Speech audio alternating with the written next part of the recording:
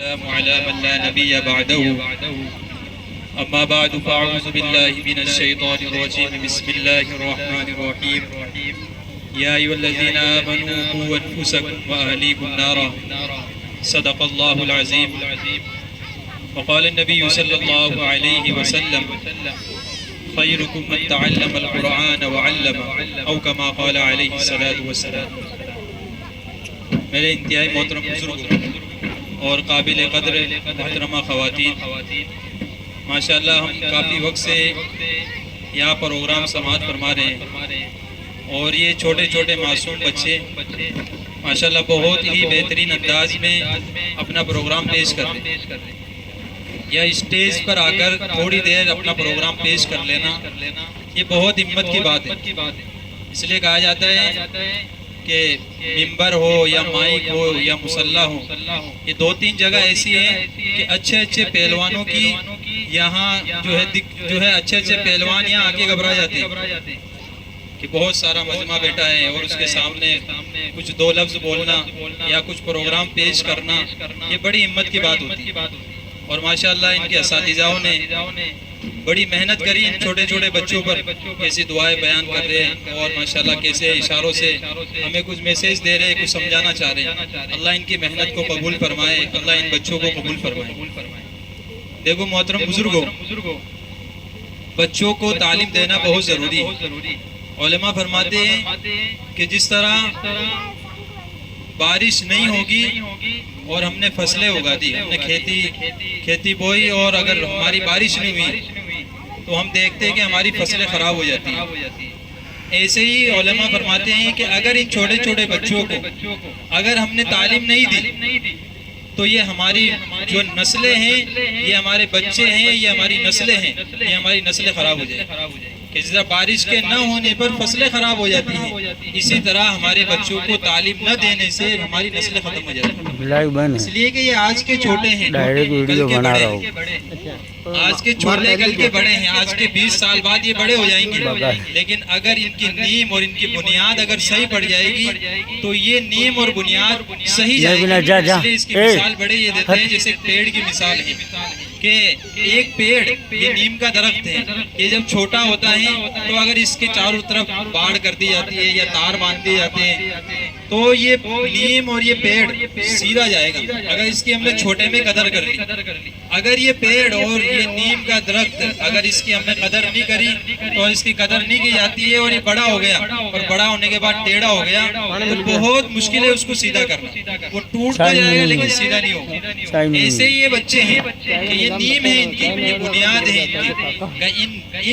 ان بنیاد ان کی صحیح پڑ گئی، اگر ان کو ہم نے مکتب سے جوڑ دیا، ہمارے علماء سے جوڑ دیا تو یہ بچے آگے جا کر ہمارے فرما بردار بنیں گے، یہ بچے ہماری اطاعت کرنے والے بنیں گے. نہیں تو کارگزاری ایسی آتی ہے کہ بتاتے ہیں کہ یار یہ آج میرا بچہ مجھے سامنے ہو گیا، مجھے گالی دے رہا ہے، میری خدمت نہیں کر رہا.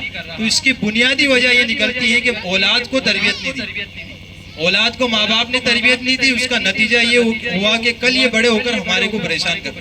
اس لیے ایک بچہ اپنے والد کو مار رہا ہے تو اس نے کہا، باپ نے کہا میں تیرا باپ ہوں تو مجھے مار رہا، تجھے شرم آنی چاہیے.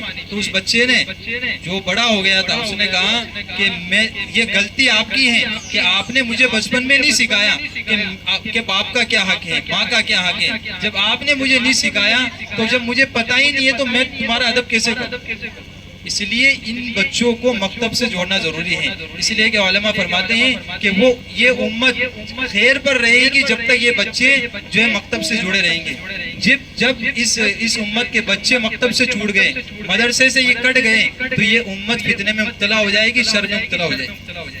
اس کی علماء مثال دیتے ہیں کہ جس بستی کے اندر بہت اہم بات ہے کہ جس بستی کے اندر مکتب چالو ہے اور جس مسجد کے اندر یہ بچے پڑھنے جا رہے ہیں تو ان کی برکت سے علماء فرماتے ہیں، امام راضی رحمۃ اللہ علیہ فرماتے ہیں کہ ان بچوں کی برکت سے اللہ اس بستی کے اندر جو گنہگار لوگ رہتے ہیں، جو فاسق اور فاجر لوگ رہتے ہیں، جو اللہ کے حکموں کو توڑنے والے ہوتے ہیں، ان بچوں کی برکت سے اللہ انہیں عذاب نہیں دیتا.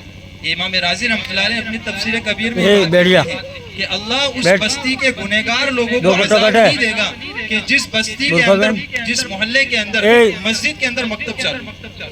تو اس لیے ہماری یہ ذمہ داری ہے کہ ہم ہمارے یہ چھوٹے چھوٹے معصوم بچے ہیں ان بچوں کو مسجد سے جوڑیں.